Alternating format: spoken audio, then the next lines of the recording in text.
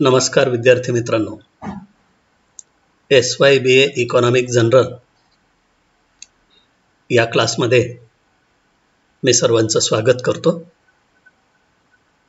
आज आपण या क्लासमध्ये economic planning meaning and objective हा टॉपिक अभ्यासणार आहोत। विद्यार्थी मित्रांनो, पहिलं प्रकरण आपण पूर्ण केले आहे आणि या पहिल्या प्रकरणामध्ये आपण औद्योगिक क्षेत्र हा भाग अभ्यासला। आज आपण दुसऱ्या प्रकरणाला सुरुवात करतो आहे आणि त्या दुसऱ्या प्रकरणाचं नाव आहे, दुसऱ्या प्रकरणाचं टायटल आहे भारतातील आर्थिक विषमता,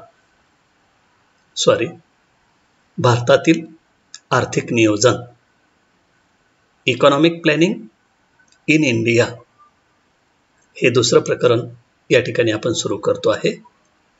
आणि या दुसऱ्या प्रकरणामध्ये आजच्या लेक्चरला आपण आर्थिक नियोजन म्हणजे काय, त्याचा अर्थ आणि त्याची उद्दिष्टे याचा अभ्यास करणार आहोत। विद्यार्थी मित्रांनो, हा टॉपिक जो आहे अर्थशास्त्र जनरलमध्ये त्यातल्या त्यात ज्या स्पर्धा परीक्षा असतात, या स्पर्धा परीक्षेच्या दृष्टिकोनातून आणि इकॉनॉमिकच्या खास अभ्यासाच्या दृष्टिकोनातून अतिशय महत्त्वाचा टॉपिक आहे। नेहमी याची चर्चा आपण करत असतो किंवा संपूर्ण भारतामध्ये, संपूर्ण जगामध्ये इकॉनॉमिक प्लॅनिंगची चर्चा होत असते। तर आर्थिक नियोजन म्हणजे काय आणि भारताने सुरू केलेलं आर्थिक नियोजन जे आहे त्याची कोणती उद्दिष्टे आहेत, परीक्षेसाठी व्हेरी इम्पॉर्टंट टॉपिक, कारण या टॉपिकवर 2 ऑब्जेक्टिव्ह प्रश्न 100% असतील। तर आर्थिक नियोजन म्हणजे काय त्याची व्याख्या पाहण्याच्या पूर्वी आपण थोडं या ठिकाणी त्याची पार्श्वभूमी बघू, प्रस्तावना करू। विद्यार्थी मित्रांनो, 1947 मध्ये जेव्हा भारताला स्वातंत्र्य मिळालं, तर त्यावेळेला भारतातील प्रत्येक प्रत्येक क्षेत्रामध्ये आपली पिछेहाट झालेली होती। म्हणजे भारताची जी अर्थव्यवस्था आहे ही इंग्रजांनी पूर्ण मागासलेली, बॅकवर्ड करून ठेवली होती। जसं की मोठ्या प्रमाणावर बेरोजगारी, दारिद्र्यात वाढ, आर्थिक विषमतेत वाढ, उत्पादन घट, राष्ट्रीय उत्पन्नात घट, दरडोई उत्पन्नात घट, अशा प्रकारच्या अनेक समस्या भारतीय अर्थव्यवस्थेमध्ये निर्माण झाल्या होत्या। आणि साहजिकच आर्थिक स्वातंत्र्यानंतर 1951 मध्ये त्यासाठी भारताने आर्थिक नियोजनाला सुरुवात केली। आर्थिक नियोजन केल्याशिवाय भारतीय अर्थव्यवस्था जी मागासली आहे, या भारतीय अर्थव्यवस्थेच्या मागासलेपणा दूर करता येणार नाही। यासाठी भारतात 1 एप्रिल 1951 मध्ये आर्थिक नियोजनाची सुरुवात झाली। बघा, या वाक्यावर तुम्हाला एक ऑब्जेक्टिव्ह क्वेश्चन विचारला जाऊ शकतो की भारताचं आर्थिक नियोजन टिंबटिंब रोजी सुरू करण्यात आलं किंवा केव्हा सुरू करण्यात आलं? तर एप्रिल 1951 मध्ये, 1 एप्रिल 1951 मध्ये भारताचं आर्थिक नियोजनाला सुरुवात झाली किंवा आर्थिक नियोजन करण्यात आलं। तर भारताच्या वेगवेगळ्या क्षेत्रामध्ये आपल्याला एक नवं चैतन्य निर्माण करण्यासाठी किंवा भारतीय अर्थव्यवस्थेला विकासाच्या बाबतीत गती देण्यासाठी आपल्याला आर्थिक नियोजनाशिवाय पर्याय नव्हता। विद्यार्थी मित्रांनो, आर्थिक नियोजन हे तसं समाजवादाचं अंग आहे, तो एक समाजवादाचा महत्त्वाचा भाग आहे। परंतु आज समाजवादाची आर्थिक नियोजनाच्या बाबतीतली ही मक्तेदारी आज राहिलेली नाहीये। तर भांडवलशाही अर्थव्यवस्थेमध्ये आणि भारतासारख्या मिश्र अर्थव्यवस्थेमध्ये सुद्धा आर्थिक नियोजनाचं महत्त्व हे वाढलेलं आहे। जगामध्ये 1776 मध्ये पहिल्यांदा आर्थिक नियोजनाचा स्वीकार रशियाने केला होता आणि या आर्थिक नियोजनाच्या जोरावरच त्यावेळेला रशिया ही आर्थिक महासत्ता होती. आज जगामध्ये आर्थिक महासत्ता अमेरिकेची अर्थव्यवस्था आहे, भांडवलची अर्थव्यवस्था आहे. आणि म्हणूनच आर्थिक नियोजनाचं महत्त्व संपूर्ण जगामध्ये सर्वच अर्थव्यवस्थांच्या दृष्टिकोनातून आपल्याला वाढलेलं दिसून येतं. आणि हे पाहूनच भारताने सुद्धा आपला आर्थिक विकास गतिमान करण्यासाठी, अर्थव्यवस्थेचा मागासलेपणा दूर करण्यासाठी, अर्थव्यवस्थेच्या अनेक समस्या सोडवण्यासाठी 1 एप्रिल 1951 रोजी भारतातील आर्थिक नियोजनाला प्रारंभ झाला किंवा भारताने आर्थिक नियोजनाला सुरुवात केली. आणि हे जे आर्थिक नियोजन आहे, हे आर्थिक नियोजन त्याची अंमलबजावणी, त्याची आखणी कशी केली? तर 5-5 वर्षाच्या एक योजना तयार केल्या. त्याला पंचवार्षिक योजना आपण असं म्हणतो. तर 1951 ते 1955-56 या कालखंडामध्ये भारतीय अर्थव्यवस्थेत पहिली पंचवार्षिक योजना पार पडली. नंतर दुसरी, तिसरी अशा पद्धतीने भारतामध्ये 12 पंचवार्षिक योजना पूर्ण झालेल्या आहेत आणि सध्या 13वी पंचवार्षिक योजना सुरू आहे. तर आपल्याला अभ्यासाला या ठिकाणी 12वी पंचवार्षिक योजना विचारलेली आहे. या प्रकरणामध्ये तोही भाग आपण अभ्यासणार आहोत की 12वी पंचवार्षिक योजनाचा कालखंड काय आहे, त्याचे उद्देश काय आहेत, तिचे इष्टांक काय आहेत, तिची पूर्तता कशी झाली, काय नियोजन होतं 12वी पंचवार्षिक योजनेचं. तर अशा पद्धतीने आर्थिक नियोजनाची गरज, आर्थिक नियोजनाचा स्वीकार आपण 1951 मध्ये का केला आणि या आर्थिक नियोजनाला सुरुवात आपण का केली, याच्या पार्श्वभूमी, त्याची प्रस्तावना या ठिकाणी आपण थोडक्यात केलेली आहे. तर विद्यार्थी मित्रांनो, परीक्षेच्या दृष्टिकोनातून आता आपण आर्थिक नियोजनाचा अर्थ आणि उद्दिष्टे सविस्तर अभ्यासू. आर्थिक नियोजन म्हणजे काय, या संदर्भामध्ये वेगवेगळ्या व्याख्या असल्या तरी एक या ठिकाणी 2 प्रमुख व्याख्यांचा विचार आपण केलेला आहे. 2 प्रमुख व्याख्या या ठिकाणी आपण अभ्यासू. बघा, ही पहिली व्याख्या आहे की नेमकं आर्थिक नियोजन म्हणजे काय. आर्थिक नियोजन हे तसं अर्थव्यवस्थेच्या बाबतीत केलं जातं असं नाही, तर वैयक्तिक पातळीवर एखादा शेतकरी सुद्धा आपल्या शेतीचं नियोजन करू शकतो की आपल्या शेतामध्ये नेमकं कोणत्या पिकाची लागवड करायची, त्यासाठी कोणतं बियाणं वापरायचं, त्याची मशागत कशी करायची, लागवड कशी करायची, त्याची विक्री कशी करायची आणि जास्तीत जास्त नफा कसा मिळवायचा, अशा हेतूने एखादा शेतकरी सुद्धा आपलं पीक नियोजन करू शकतो. तसं वैयक्तिक पातळीवर अनेक गोष्टींचं नियोजन हे होत असतं. तर आज समग्र लक्षी अर्थशास्त्राचं महत्त्व वाढल्यामुळे अर्थशास्त्र हे एका व्यक्तीचा अभ्यास करणारं शास्त्र राहिलं नसून तर ते संपूर्ण अर्थव्यवस्थेच्या विकासाचा अभ्यास करणारं शास्त्र झालं आहे. आणि म्हणूनच अर्थशास्त्रामध्ये आर्थिक नियोजन म्हणजे काय, त्याचे उद्दिष्टे, हा भाग अतिशय महत्त्वाचा मानला जातो. या आर्थिक नियोजनाची काय व्याख्या आहे ती पाहू आपण या ठिकाणी. विशिष्ट उद्दिष्टे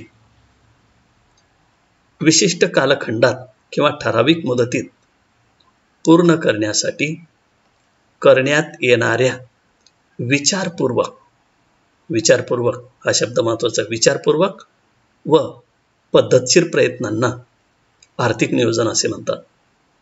म्हणजे देशाला विशिष्ट उद्दिष्टे विशिष्ट कालखंडात पूर्ण करायची असतील तर त्यासाठी एक जाणीवपूर्वक, विचारपूर्वक आणि पद्धतशीर प्रयत्न केले पाहिजेत आणि त्या प्रयत्नांनाच आर्थिक नियोजन असे म्हणतात. भारतामध्ये आर्थिक नियोजनाचं कार्यान्वयन होण्यासाठी, आर्थिक नियोजनाची अंमलबजावणी होण्यासाठी नियोजन मंडळ स्थापन केलं आहे. इकॉनॉमिक प्लॅनिंग कौन्सिल निर्माण झालं आहे. नियोजन मंडळाची स्थापना ही 1950 मध्ये झाली आणि त्यानुसार आर्थिक नियोजनाला 1951 मध्ये आपली सुरुवात झाली. तर ते प्लॅनिंग कमिशन आहे, जे नियोजन मंडळ आहे, या नियोजन मंडळाने आर्थिक नियोजनाची काय व्याख्या केली ती या ठिकाणी बघू आपण.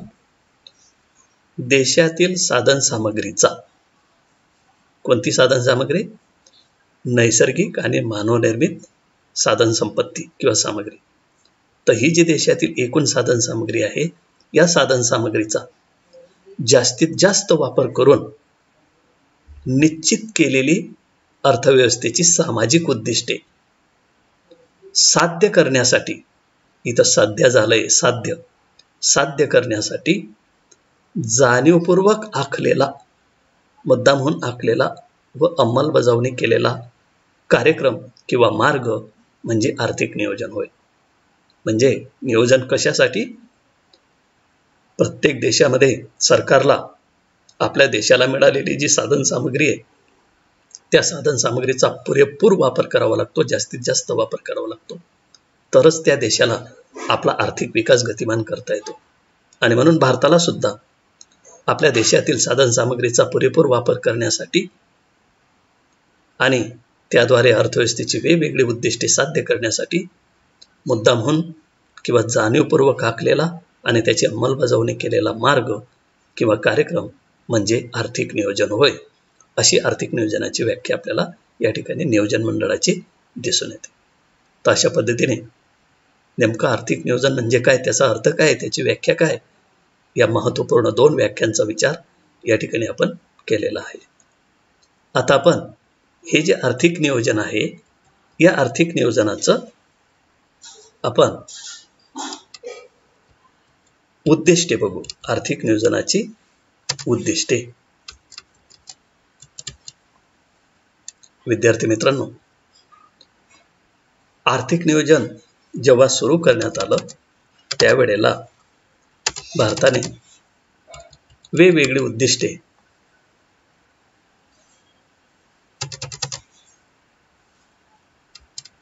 स्लाइड चेंज करतोय.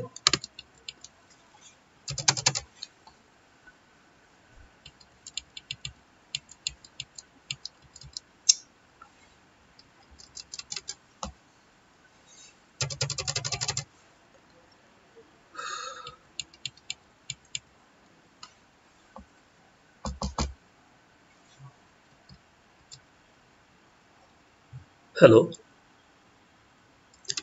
हा विद्यार्थी मित्रांनो, तर आपण आर्थिक नियोजनाचा अर्थ बघितला. तर आता आपण आर्थिक नियोजनाची उद्दिष्टे पाहू. तर जे आपण 1 एप्रिल 1951 मध्ये आर्थिक नियोजन सुरू केलं, या आर्थिक नियोजनाची कोणकोणती उद्दिष्टे होती किंवा आर्थिक नियोजन कोणत्या हेतूने, कोणत्या उद्दिष्ट नजरेसमोर ठेवून भारतामध्ये तयार करण्यात आलं किंवा सुरू करण्यात आलं. तर त्याचं पहिलं उद्दिष्ट होतं आर्थिक नियोजनाचं राष्ट्रीय उत्पन्न व दरड उत्पन्नात वाढ घडवून आणणे. बघा, आपल्या अर्थव्यवस्थेमध्ये आर्थिक नियोजनापूर्वी कोणकोणत्या समस्या होत्या, भारतीय अर्थव्यवस्थेमध्ये कोणकोणत्या समस्या होत्या. विद्यार्थी मित्रांनो, आपल्या या पेपरचं नाव काय आहे? SYBA economic general. यासाठी कोणता पेपर आपण अभ्यासतो आहे? इंडियन इकॉनॉमी सिन्स 1980, 1980 नंतरची भारतीय अर्थव्यवस्था या नावाचा इकॉनॉमिक जनरलचा SY पेपर आपण अभ्यासतोय. या पेपरचं पूर्वी असं एक नाव होतं, या पेपरचं एक टायटल होतं भारतीय अर्थव्यवस्थेच्या समस्या, असं या पेपरचं नाव होतं. प्रॉब्लेम्स ऑफ इंडियन इकॉनॉमिक, असं काही वर्षापूर्वी आपल्या विद्यापीठातील SYBAच्या जनरलच्या पेपरचं टायटल होतं किंवा शीर्षक होतं. ते यासाठी होतं की आर्थिक नियोजनापूर्वी भारतीय अर्थव्यवस्थेमध्ये अनेक प्रकारच्या समस्या होत्या, अनेक प्रकारच्या समस्या. आणि म्हणून या समस्या सोडवण्यासाठी आपण काहीतरी नियोजन केलं पाहिजे. त्या हेतूने आर्थिक नियोजनाची उद्दिष्टे या ठिकाणी आपल्याला समोर ठेवलेली दिसून येतात. तर आर्थिक नियोजनाचं पहिलं उद्दिष्ट होतं राष्ट्रीय उत्पन्न व दरड उत्पन्नात वाढ घडवून आणणे. सर्वात महत्त्वाचं पहिलं उद्दिष्ट काय आहे की देशाच्या आर्थिक विकासाला गती देणे, देशाचा आर्थिक विकास दर वाढवणे. आता देशाचा आर्थिक विकास दर कसा वाढेल? तर जेव्हा देशामध्ये राष्ट्रीय उत्पन्न वाढेल, आणि राष्ट्रीय उत्पन्न वाढलं तर दरड उत्पन्न वाढेल. दरड उत्पन्न म्हणजे काय? राष्ट्रीय उत्पन्न भागिले लोकसंख्या केली की प्रत्येक व्यक्तीच्या वाट्याला येणारं उत्पन्न, त्याला दर उत्पन्न असं म्हणतात. त्याला दरमानसी उत्पन्न असं देखील आपण म्हणतो. आणि म्हणून भारताचं राष्ट्रीय उत्पन्न व दर उत्पन्नात फार मोठ्या प्रमाणावर घट झालेली होती. गुंतवणूक कमी झाली होती, उत्पादन वाढ कमी झाली होती, वेगवेगळ्या क्षेत्रामध्ये रोजगार कमी झाला होता आणि साहजिकच देशाच्या राष्ट्रीय उत्पन्नामध्ये वेगाने वाढ होत नव्हती आणि त्यामुळे दर उत्पन्नात घट होती. आणि यामुळेच देशामध्ये बेरोजगारी, दारिद्र्य या अशा प्रकारच्या अनेक समस्या मग होत्या. आणि म्हणून आर्थिक नियोजनाचं पहिलं महत्त्वाचं उद्दिष्ट नजरेसमोर ठेवण्यात आलं की भारताचं राष्ट्रीय उत्पन्न आणि दर उत्पन्नात वाढ घडवून आणणे. मग या नियोजनामध्ये वित्तीय संस्थांची स्थापना, त्याद्वारे भांडवल निर्मिती, देशामध्ये गुंतवणूक वाढ, उत्पादन वाढ अशा पद्धतीने मोठ्या प्रमाणावर प्रयत्न करण्यात येत आहे. आणि साहजिकच त्याला काय यश आलं ते पुढच्या टॉपिकला आपण पाहणार आहोत. म्हणजे ही जी उद्दिष्टे आपण 1951 पासून आर्थिक नियोजनाशी समोर ठेवली आहेत, ही उद्दिष्टे कितपत साध्य झाली याचाही आपण या ठिकाणी अभ्यास करणार आहोत की गेल्या 70 वर्षामध्ये ही जी नियोजनाची आपण समोर उद्दिष्टे ठेवली होती ही साध्य झाली का, या बाबतीत आपल्याला किती यश आलं, किती अपयश आलं. आर्थिक नियोजनाचं यश अपयश यानंतरचा अभ्यासाचा आपला तो टॉपिक असेल. तर आर्थिक नियोजनाचं राष्ट्रीय उत्पन्न व दर उत्पन्नात वाढ घडवून आणणे हे पहिलं उद्दिष्ट. दुसरं, बेरोजगारी कमी करणं. म्हणजे ही एक मोठी समस्या आपली भारतीय अर्थव्यवस्थेमध्ये होती आणि आजही आहे.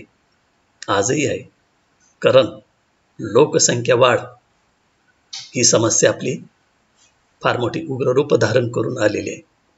आणि म्हणून लोकसंख्या एका बाजूला कमी करायची आणि दुसऱ्या बाजूला आर्थिक विकास वाढवायचा. विद्यार्थी मित्रांनो, जेव्हा आर्थिक नियोजन भारतात सुरू करण्यात आलं तेव्हा दुहेरी धोरण स्वीकारलं सरकारने. एका बाजूला आर्थिक विकासाचा वेग वाढवायचा आणि दुसऱ्या बाजूला लोकसंख्या कंट्रोल करायची. लोकसंख्येचा स्वतंत्र प्रकरणामध्ये अभ्यास आपण या 3ऱ्या सेमिस्टरच्या पहिल्या प्रकरणामध्ये केला होता. लोकसंख्या भारतात कशी वाढते, त्याची कारणं कोणती, त्याचे परिणाम कोणते, लोकसंख्या आटोक्यात आणण्यासाठी, ती कमी करण्यासाठी सरकारने कुठलं लोकसंख्याविषयक धोरण अंमलात आणलं आहे वगैरे, त्याचा अभ्यास आपण केला होता. आणि म्हणून लोकसंख्या जास्त असल्यामुळे, राष्ट्रीय उत्पन्न घटल्यामुळे किंवा देशाचा आर्थिक विकासाचा वेग मंद असल्यामुळे साहजिकच देशामध्ये बेरोजगारीची समस्या मोठ्या प्रमाणावर होती. ती काही प्रमाणामध्ये आपण कमी केली आणि आजही भारतीय अर्थव्यवस्थेमध्ये या 2 प्रमुख समस्या आपल्याला प्रकर्षाने दिसून येतात. बेरोजगारी आणि दारिद्र्य या समस्या भारतीय अर्थव्यवस्थेच्या एकाच नाण्याच्या दोन्ही समस्या आजही आहे. त्या पूर्णपणे त्या समस्या सुटलेल्या नाहीत. तर बेरोजगारी कमी करणे हे सुद्धा आर्थिक नियोजनाचं एक महत्त्वाचं वैशिष्ट्य किंवा उद्दिष्ट आपल्याला दिसून येतं. म्हणजे देशामध्ये गुंतवणूक वाढ करायची, राष्ट्रीय उत्पन्नात वाढ करायची, भांडवल निर्मिती करायची आणि देशामध्ये उत्पादन वाढ ज्या वेगाने होईल त्या वेगाने भूमी, श्रम, भांडवल संयोजक या घटकांना काम मिळेल आणि या अर्थाने देशामध्ये रोजगार निर्मिती होईल. देशामध्ये पूर्ण रोजगार निर्माण करणे हे कोणत्याही देशातील सरकारचं महत्त्वाचं कर्तव्य आपल्याला दिसून येतं. आणि आर्थिक नियोजनामध्ये सुद्धा आपण बेरोजगारी कमी करण्यावर मोठ्या प्रमाणावर भर दिलेला आहे. त्यानंतर दारिद्र्य निर्मूलन करणे. आपली लोकसंख्या जास्त असल्यामुळे आणि आर्थिक विकासाचा वेग मंद असल्यामुळे साहजिकच राष्ट्रीय उत्पन्नात घट आणि म्हणूनच दरडोई उत्पन्नात घट आपल्याला दिसून येते. आणि दरडोई उत्पन्न कमी असल्यामुळेच खूप मोठ्या प्रमाणावर लोकसंख्या दारिद्र्यात खितपत पडली किंवा दारिद्र्याशी जीवन जगते. दारिद्र्याची काय व्याख्या केली जाते की ज्या लोकांना मूलभूत गरजा देखील भागवता येत नाही किंवा ज्यांचं उत्पन्न हे 40,000 रुपयापेक्षा कमी आहे, अशा लोकांना दरिद्र व्यक्ती असं म्हणतात. आणि म्हणून भारतातील गरिबी किंवा दारिद्र्य निर्मूलन करणे हे सुद्धा आर्थिक नियोजनाचं महत्त्वाचं वैशिष्ट्य, आपलं उद्दिष्ट आपल्याला दिसून येतं. आणि या दारिद्र्य निर्मूलनासाठी अनेक प्रकारच्या योजना स्वातंत्र्योत्तर काळामध्ये आर्थिक नियोजनामध्ये सरकारने त्याची अंमलबजावणी केली आहे किंवा त्या तयार केल्या आहेत. आणि त्याद्वारे गरीब लोकांना आपलं आर्थिक उत्पन्न कसं वाढवता येईल आपला जीवनमानाचा स्तर कसं वाढवता येईल या हेतूने त्या योजनांचा बऱ्यापैकी फायदा झालेला आपल्याला दिसून येतो आणि त्या अर्थाने दारिद्र्य निर्मूलन हे आपल्या देशामध्ये वेगाने होते आहे. जसं की 1951 मध्ये एकूण लोकसंख्येपैकी 45% लोकसंख्या दारिद्र्यरेषेखाली जीवन जगत होती. आज मात्र हे प्रमाण 18% आपण आणलं आहे. एकूण लोकसंख्येपैकी 18% ते खूपच आहे. म्हणजे अजूनही भारतामध्ये बेरोजगारी आणि दारिद्र्य या दोन समस्यांचं उग्र रूप आपल्याला दिसून येतं आणि म्हणूनच आजही मोठ्या प्रमाणावर आपल्याला या दोन समस्यांवर हल्ला करावा लागतोय, प्रयत्न करावे लागते. अर्थात आपण प्रयत्न केले नाही असं नाही, प्रयत्न मोठ्या प्रमाणावर झाले, पण लोकसंख्या वाढीचा वेग जास्त असल्यामुळे बेरोजगारी आणि दारिद्र्य निर्मूलनाची समस्या आपण पूर्णपणे सोडवू शकलो नाही. 4. आर्थिक नियोजनाचं चौथं उद्दिष्ट आर्थिक विषमता कमी करणे. बघा, सर्वात महत्वाची समस्या आहे. देशातील गरीब आणि श्रीमंत याच्यातलं जे अंतर आहे हे कमी करणे, म्हणजेच आर्थिक समानता निर्माण करणे. राष्ट्रातील जी काही राष्ट्रीय संपत्ती आहे, सार्वजनिक मालमत्ता आहे, तिचं समान वाटप देशामध्ये झालं पाहिजे, राष्ट्रीय उत्पन्नाचं समान वाटप झालं पाहिजे.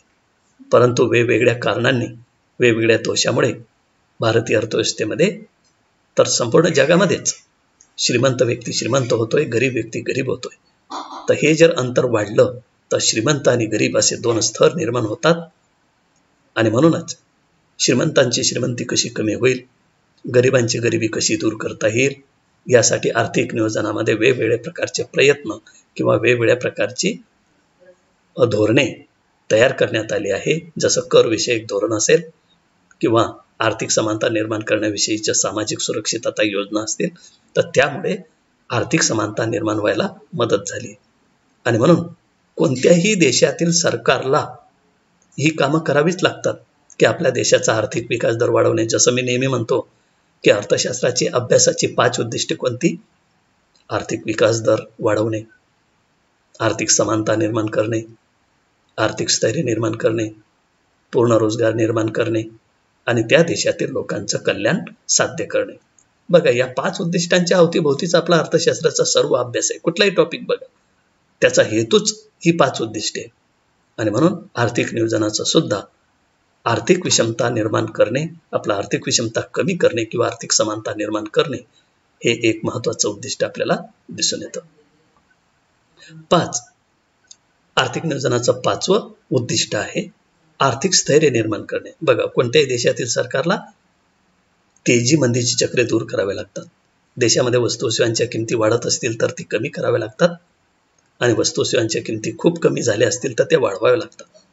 देशामध्ये अशी जी तेजी मंदीची चक्रे येतील, चलनवाढ चलनघट होईल, याच्यामध्ये सुधारणा सरकारला करावी लागते आणि त्यासाठी आर्थिक नियोजनामध्ये त्याची अंमलबजावणी करावी लागते.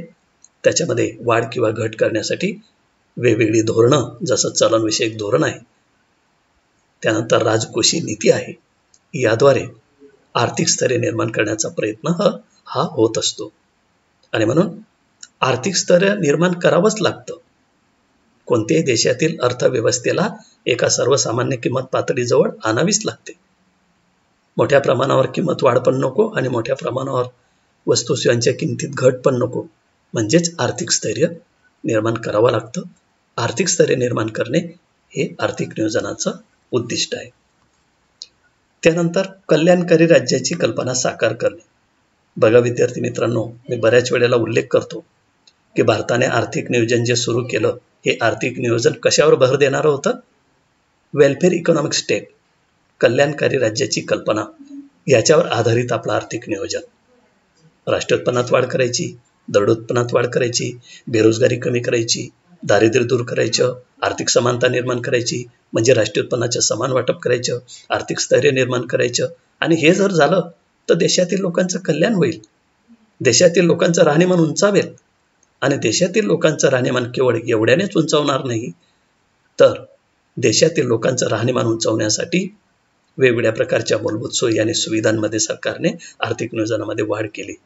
शुद्ध पाण्याचा पुरवठा, शुद्ध पर्यावरण, शिक्षण, आरोग्य, वाहतूक, दळणवळणाच्या सुविधा, अशा अनेक प्रकारच्या सुविधा वाढवण्यावर सरकारने गुंतवणूक केली किंवा भर दिला आहे आर्थिक नियोजनामध्ये, आणि त्याच्यामुळेच कल्याणकारी राज्याची कल्पना काही प्रमाणात का होईना या ठिकाणी साध्य होताना आपल्याला दिसते. ज्या देशातील सरकारने त्या देशातील लोकांचं कल्याण साध्य केलं असेल तर त्या देशाचा विकास गतीने होतो आहे, असा आज आर्थिक विकासाचा निकष आहे. केवळ त्या राष्ट्राने राष्ट्रीय उत्पन्नात वाढ केली, दरड उत्पन्नात वाढ केली म्हणजे आर्थिक विकास झाला असं नाही. राष्ट्रीय उत्पन्न वाढलं, दरड उत्पन्न वाढलं, पण लोकांचं राहणीमान वाढत नाहीये, स्टँडर्ड ऑफ लिव्हिंग वाढत नाहीये, लोकांचं कल्याण साध्य होत नाहीये, लोकांचं हित साध्य होत नाहीये, लोक देशामध्ये सुखी होत नाहीयेत, तर त्याला आर्थिक विकास म्हणत नाही.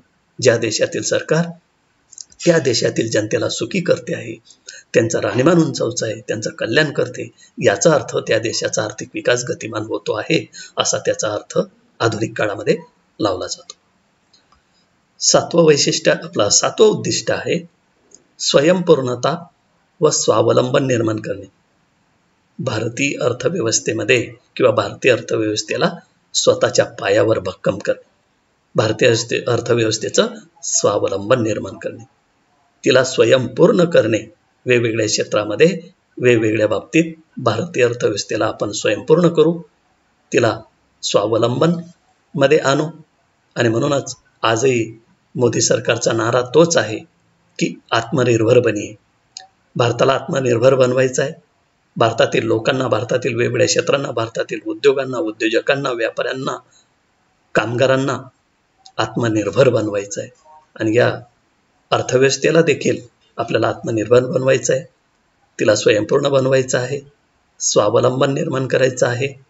जसं की 1951 पर्यंत, त्यातल्या त्यात 1965-66 पर्यंत जगातील वेगवेगळ्या देशाकडून आपण अन्नधान्य आयात करत होतो. आज आपण शेती क्षेत्रामध्ये हरित क्रांती केली आणि आपण अन्नधान्याच्या बाबतीत का होईना स्वावलंबी झालो. तंत्रज्ञानाच्या बाबतीत काही प्रमाणामध्ये आपण स्वावलंबी होतो आहे, परकीय चलनाच्या बाबतीत आपण स्वावलंबी होतो आहे. आज देशामध्ये मूलभूत उद्योगांचा बऱ्यापैकी विकास साध्य झाल्यामुळे औद्योगिक क्षेत्राचा पायाही मजबूत होतो आहे. म्हणजे वेगवेगळ्या क्षेत्रामध्ये जो आपला मागासलेपणा होता, आपली जी अर्थव्यवस्था ही दुसऱ्यावर अवलंबून होती, दुसऱ्या देशावर अवलंबून होती, आज आपण भारतीय अर्थव्यवस्थेला स्वयंपूर्ण करण्यामध्ये मोठ्या प्रमाणावर हातभार लावलेला आहे किंवा वेगवेगळ्या क्षेत्रामध्ये आपण देशातील लोकांना स्वावलंबन निर्माण करून देतोय. आणि म्हणून आर्थिक नियोजनाचं हे सुद्धा एक महत्त्वाचं उद्दिष्ट आपल्याला दिसून येतं. त्यानंतर प्रादेशिक विषमता दूर करणे, राष्ट्रीय एकात्मता निर्माण करणे. वेगवेगळ्या राज्यांचा आर्थिक विकासाचा दर आपल्याला वेगवेगळा दिसून येतो आणि म्हणून बरीच राज्ये आजही मागासलेली आपल्याला दिसून येतात. त्या राज्यामध्ये गुंतवणूक कमी, उद्योग कमी, शिक्षणाचा विकास कमी, दळणवळणाच्या सुविधा कमी आणि साहजिकच त्या राज्यातील लोकांचं राहणीमान घसरेल. संपूर्ण भारतामध्ये आर्थिक विकासाचा दर वाढला पाहिजे, प्रादेशिक विषमता दूर झाली पाहिजे, वेगवेगळ्या राज्यांचा जो विकास घटलेला आहे तो वाढला पाहिजे. याच्यासाठी सुद्धा आर्थिक नियोजनामध्ये सरकारने वेगवेगळ्या योजनांद्वारे तरतूद केलेली आहे. जसं नवीन औद्योगिक धोरण आपण पाहिलं, त्याच्यामध्ये ही तरतूद होती. त्या धोरणाचाही तोच उद्देश होता की प्रादेशिक समानता निर्माण करणे, विषमता दूर करणे आणि आर्थिक नियोजन सुद्धा या उद्दिष्टावर आधारलेलं आपल्याला दिसून येतं. पुढचं उद्दिष्ट आहे आधुनिकीकरण करणे. भारतीय अर्थव्यवस्थेमध्ये वेगवेगळ्या क्षेत्रामध्ये मॉडर्नायझेशन करणे, त्याचं आधुनिकीकरण करणे, आधुनिक यंत्रे तंत्रे विकसित करणे, त्याचा वापर करणे, त्याची अंमलबजावणी करणे, याच्यावर आर्थिक नियोजनामध्ये मोठ्या प्रमाणावर भर दिलेला आपल्याला दिसून येतो. आणि म्हणून आधुनिकीकरण करणे हा आर्थिक नियोजनाचा आपला महत्त्वाचा भाग होता. आणि 10 पर्यावरणाचे संरक्षण करणे. आर्थिक नियोजनाचं हे अतिशय महत्त्वाचं वैशिष्ट्य आहे. कोणत्याही देशामध्ये पर्यावरणाचे संरक्षण जर झालं नाही तर मोठ्या प्रमाणावर प्रदूषण निर्माण होईल, त्याचा देशातील लोकांच्या राहणीमानावर विपरीत परिणाम होईल. आणि म्हणून जी नैसर्गिक पर्यावरण आपल्याला लाभलेलं आहे, या नैसर्गिक पर्यावरणाचं संरक्षण आपण जर केलं नाही किंवा त्याच्यामध्ये स्थैर्य निर्माण केलं नाही तर आज जी परिस्थिती निर्माण झाली आहे या पर्यावरणाच्या ऱ्हासामुळे किंवा पर्यावरणाचं संरक्षण आपण करू न शकल्यामुळे अशा प्रकारचा कोविड-19 हा व्हायरस मोठ्या प्रमाणावर पसरतोय आणि त्याचा आपल्याला किती मोठ्या प्रमाणावर फटका बसतो आहे किती त्रास होतो आहे, संपूर्ण अर्थव्यवस्था कशी खंडित झाली, कशी बंदिस्त अवस्थेमध्ये गेलेली आहे आणि त्याचा आर्थिक विकासावर किती भयानक परिणाम होतो आहे, हे चित्र जे निर्माण झालंय हे झालं आहे आपण पर्यावरणाचं संरक्षण न करू शकल्यामुळे. आणि म्हणून कोणत्याही देशातील सरकारला पर्यावरणाचं संरक्षण हे करावंच लागतं. आणि म्हणूनच संपूर्ण जग पर्यावरण रक्षणासाठी एकवटलेलं आपल्याला दिसून येतं. तर भारताने आर्थिक नियोजनामध्ये पर्यावरणाचं संरक्षण करण्यासाठी मोठी तरतूद केलेली आहे, मोठ्या प्रमाणावर खर्च केलेला आपल्याला दिसून येतो. तर विद्यार्थी मित्रांनो, 1 एप्रिल 1951 मध्ये जेव्हा आपण आर्थिक नियोजन सुरू केलं त्यावेळेला आपण नजरेसमोर ही 10 उद्दिष्टे समोर ठेवली. ही उद्दिष्टे साध्य आपल्याला करायची जी आहे. ठराविक कालखंड 5 वर्ष, 10 वर्ष, 20 वर्ष असा आपला कालखंड होता. परंतु अजूनही 70 वर्षे झालेली आर्थिक नियोजनाची आखणी करायला, अंमलबजावणी करायला. पण यापैकी बरीचशी उद्दिष्टे आपली आजही साध्य झालेली दिसून येत नाही. त्याला अनेक कारणं आहेत. तर ते पुढच्या टॉपिकमध्ये बघू आपण. तर अशा पद्धतीने आजच्या लेक्चरमध्ये आपण आर्थिक नियोजनाचा अर्थ आणि आर्थिक नियोजनाची कोणती उद्दिष्टे नजरेसमोर ठेवण्यात आली, ती कशी साध्य होत आहेत, याचं विश्लेषण, याचा अभ्यास या ठिकाणी आपण सविस्तर केलेला आहे. तर विद्यार्थी मित्रांनो, आपण या ठिकाणी थांबू. भेटूया पुढच्या लेक्चरला. Thank you. Stay home, stay safe. नमस्कार.